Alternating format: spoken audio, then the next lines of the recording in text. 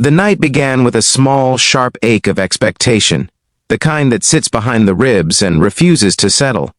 Rain glossed the sidewalks outside the café, turning streetlights into trembling halos, and inside, a single dad waited at a corner table with his hands wrapped around a mug he no longer needed. He had promised himself he wouldn't hope for anything, not after all the ways hope had taught him to brace for disappointment. And then the door opened again, and everything he thought he knew about timing, courage, and second chances shifted forever. If you believe in kindness, second chances, and the quiet power of showing up when it matters most, take a moment right now to like this video, share it with someone who needs a little faith restored, leave a comment, and subscribe to the channel. Stories like this remind us that life still has room for grace. The single dad had arrived early because he always arrived early. It was a habit forged in a life where being late meant missing things that never came back. He had learned to plan, to anticipate, to carry responsibility like a second coat, even when the weather was warm. His name mattered less than the lines at the corners of his eyes, earned honestly through years of early mornings and late nights, and the way his shoulders sloped as if permanently bearing the weight of someone else's needs. He had been widowed young, a word that never stopped feeling too large for his mouth, and had raised his son through the seasons with the steady determination of someone who did not have the luxury of falling apart. The blind date had been his sister's idea, a gentle insistence wrapped in patience. She had told him that grief could become a habit if he let it, that he deserved to be seen as more than a provider and a protector. He had agreed because he trusted her, because he was tired of eating dinner alone after bedtime stories, because some quiet part of him still wanted to believe that joy could be rebuilt, plank by plank, even after a storm had taken the house down to its bones. When the woman finally appeared, she did not arrive alone. She entered with the careful choreography of someone managing precious cargo, her posture alert, her eyes scanning the room before settling on him. 3 little girls followed close behind her, identical in the way only triplets can be, each with a constellation of freckles across the nose and a cautious curiosity in their gaze. Their coats were damp at the hems, their shoes squeaked softly on the tile, and the world seemed to hold its breath. This was not how the evening was supposed to go. He felt the flicker of surprise rise and fall like a wave, followed quickly by something deeper and more complex. The dating app profile had been brief, honest but spare, a snapshot rather than a story. It had mentioned motherhood in passing, but nothing about triplets, nothing about bringing them along. He understood immediately that this was not a trick or a test. It was necessity, laid bare without apology. The woman carried herself with a kind of tired grace, the sort that comes from doing hard things without an audience. Her hair was pulled back hastily, as if time had been rationed in minutes rather than hours. There was an apology in the set of her mouth, not spoken but present, and a resolve that suggested she had debated this choice more than once before making it. The girls hovered close, mirroring her movements, 3 reflections of the same watchful heart.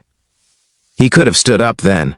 He could have smiled politely, offered an excuse, and left with his expectations intact and his risks minimized. He could have told himself that this was too much, too complicated, that his life already had enough moving parts. No one would have blamed him. In another version of the world, maybe even he would have agreed. But life rarely asks us to make decisions when we feel ready. It asks us to choose when we are tired, when the outcome is uncertain, when the cost is real. As the server approached with menus and a question hovering in the air, he noticed the way the woman's hands tightened just slightly, the way the girl's eyes flicked between the adults, absorbing every cue. He thought of his own son at that age, the way he used to watch rooms like a weather vane, sensing shifts before words ever formed. He remembered nights when childcare fell through, when plans were canceled, when he had shown up places with a child in tow because staying home felt like surrender. Something inside him softened, not with pity, but with recognition. The decision he made was quiet and unannounced, but it would ripple outward in ways none of them could have predicted. He stayed. The evening unfolded slowly, like a photograph developing in a dark room. They ordered food that could be shared, plates migrating across the table as if guided by invisible hands. The girls relaxed inch by inch, their shoulders lowering, their laughter breaking through in brief, surprised bursts. The woman's eyes met his more easily as time passed, the tension in her expression easing as she realized she was not being judged, not being measured against an ideal she had already failed. He learned without asking that she was a nurse, that her shifts were long and unpredictable, that their father had left before the girls learned to speak in full sentences.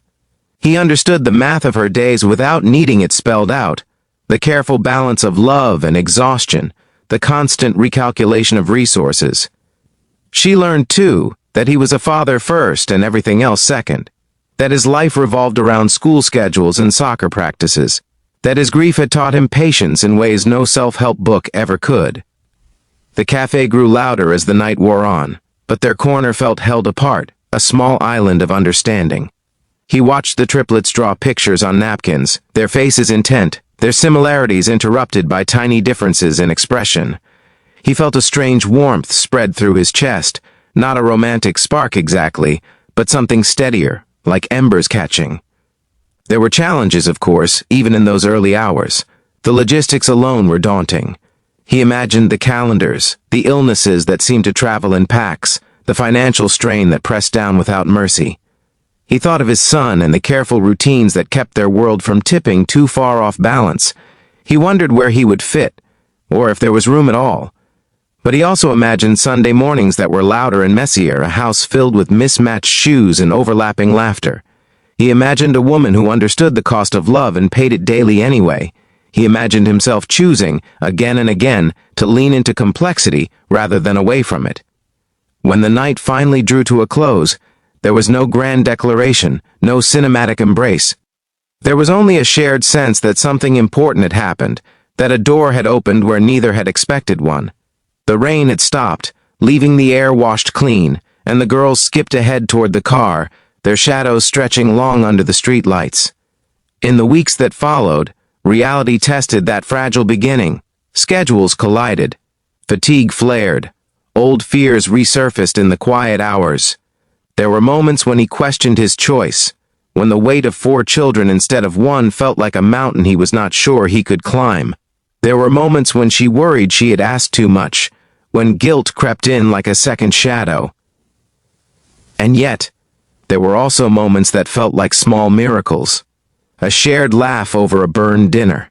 A text sent at exactly the right time. A child's hand slipping trustingly into his without hesitation. Each moment stitched another thread between them, strong not because it was perfect, but because it was real. His son adjusted in his own time, curious and cautious, learning to navigate a new constellation of faces. The triplets learned his rhythms, his quiet jokes, the way he listened with his whole body. The woman learned that she did not have to carry everything alone, that partnership could mean relief as much as romance. The decision that had stunned the room that first night became the foundation of something enduring, not a fairy tale, but a life built with intention. They learned to argue without cruelty, to apologize without delay, to choose each other on days when love felt like work. They learned that families are not always born in the ways we expect, but forged through courage and consistency. Years later, looking back on that rain-soaked evening, it would be easy to frame it as destiny. But the truth was simpler and braver. It was a choice made in the presence of uncertainty, a refusal to turn away from complexity. An act of kindness that echoed. If this story has reached into your heart, if it has reminded you of the power of showing up when it would be easier to leave, please take a moment to like this video, share it, and subscribe. Your engagement helps stories like this find their way to others who might need them. Before the ending, we have one special request for you.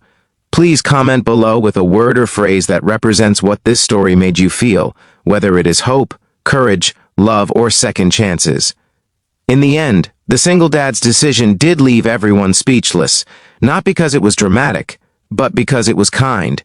It reminded those who witnessed it that love does not always arrive neatly wrapped, that sometimes it shows up soaked in rain with 3 small hands holding tight.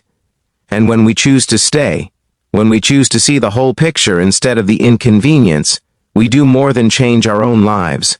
We give the world permission to be gentler, one brave choice at a time.